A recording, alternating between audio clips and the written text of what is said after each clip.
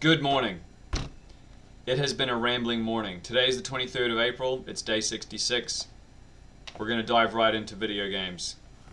I went to the Twitch website recently and noticed that it was full of booby streamers. I didn't believe it when I saw it on the articles. I actually didn't believe it when I saw it on the articles. But I guess there's enough thirsty dudes out there that Twitch is like, fuck it, we don't care anymore. Show off your boobs. This is a strip club now, and we will take a chunk of change out of the money that you simps throw at these girls. And these girls are like, tee-hee, I guess that's what we're gonna do now. Skimpy outfits and bang in. My advice to any of those boys out there: spend your time doing something more productive. Your thirst for women is being weaponized against you, and you're being stripped of your money and your time. And if you're young and you're watching those chicks and wasting time on their streams, it's even more tragic because you're going to look back in 20 years and go, what the fuck was I doing? How much money did I sink into those stupid hoes? How much time was I spending that I could have been using doing productive things to further my education or my money situation? And believe me, I feel that way about marijuana and video games. If you're spending a lot of time watching booby streamers, you're going to feel the same way about the amount of time that you spend, because you're not going to get into those girls' panties. Those girls already have boyfriends who are laughing all the way to the bank. Basically, like Twitch are digital pimps now, but the boyfriends of those girls that dress like that and degrade themselves in those ways are almost real pimps, because they're benefiting from what these women are doing, selling their sexuality, and that, I don't know. You could call it empowering if you like. I don't think it's that empowering. If I have a daughter, I hope that she has the brains to be more selective about the way that she chooses to use her sexuality. Because there's not a lot of ways that... Good example. Look at porn star women.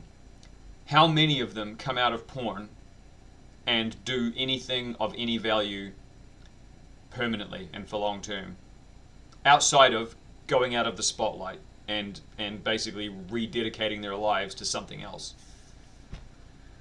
Almost none. Almost none of them stay in the public eye.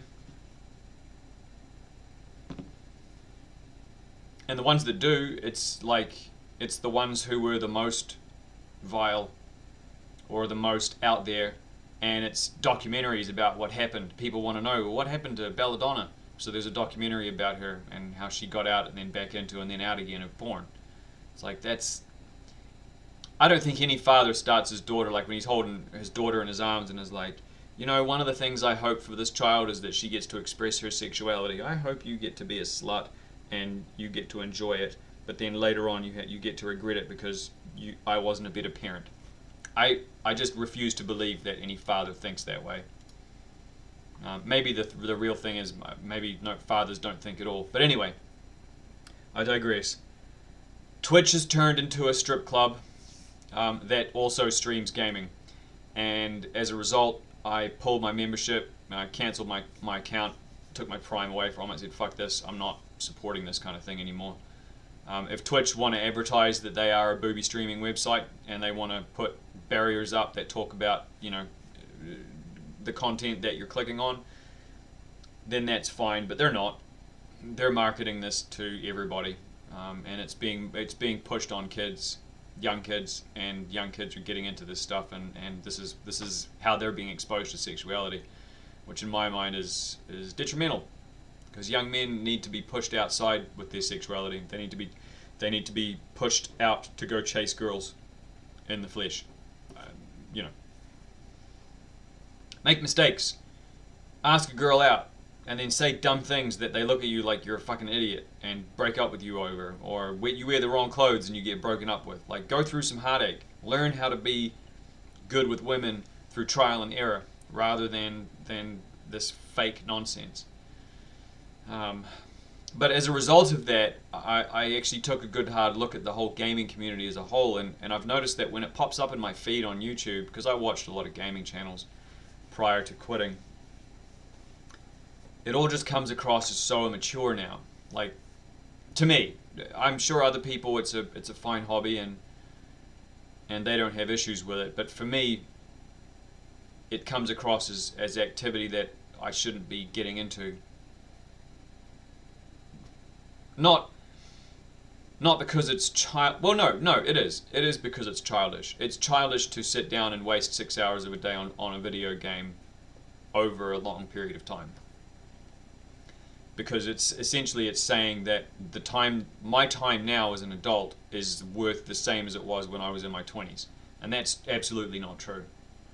My time now is way more valuable than my time in my 20s, and I could piss away 3 weeks at one World of Warcraft in the space of a year and not have it be a problem. But now I can't do that. I don't have the time to do it because of my other commitments, and if I did have the time to do it, the cost to me, money-wise and career-wise and relationship-wise, wouldn't be worth the payoff. So I've noticed that gaming has been really slowly but surely starting to turn into an activity that I just don't respect. I don't look at it anymore. And when I find out that people are habitual gamers, or I read about people talking about habitually gaming, I don't know, I lose an ounce of respect for that person, particularly if they're in their 30s.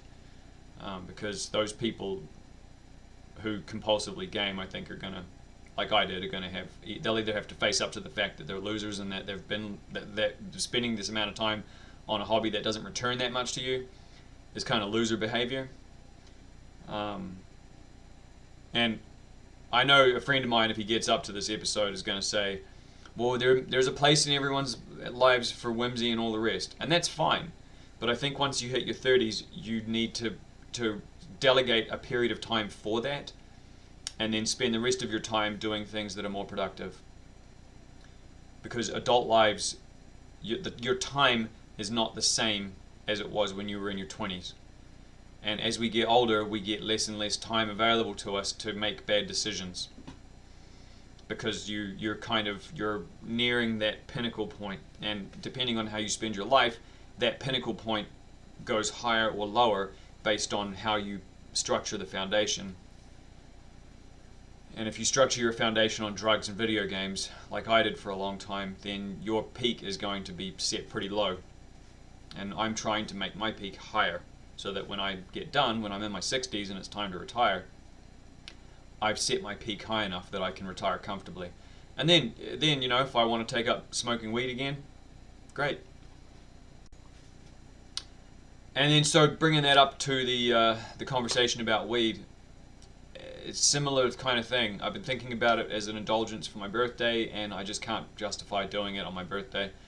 I've had enough dreams about smoking now over the last couple of months that when I smoked up, I felt bad afterwards. Like, I was like, damn it, can I get a redo? Can I get a do-over? Is there any way for me to go back before this happened? Because it felt like I'd wasted the time leading up to it. And I know that in quitting, that's not necessarily how it goes. But yeah, I didn't feel good about what I was doing. So I think for my birthday, I'm just going to leave it be, enjoy my trip, and enjoy hanging out with my friend. And then at the end of the 90 days, make another decision. I just feel like when I get to 90 days, I'm going to go, well, 90 days can become 90 weeks. So let's aim for 90 more weeks. And if the girl wants to play LA Noire together on date nights, then I think I can probably let myself fall back into that, because I would like to play it and see how it finishes.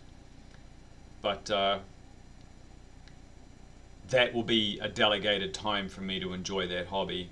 And if I go back to enjoying video gaming in any sense, it's going to be in a much, much, much less interacted with medium. It's going to be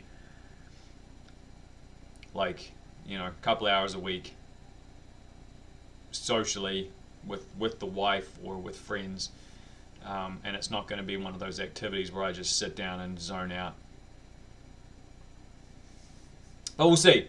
That may change. It may end up being that I can develop the willpower and the means by which to not let it take over my time.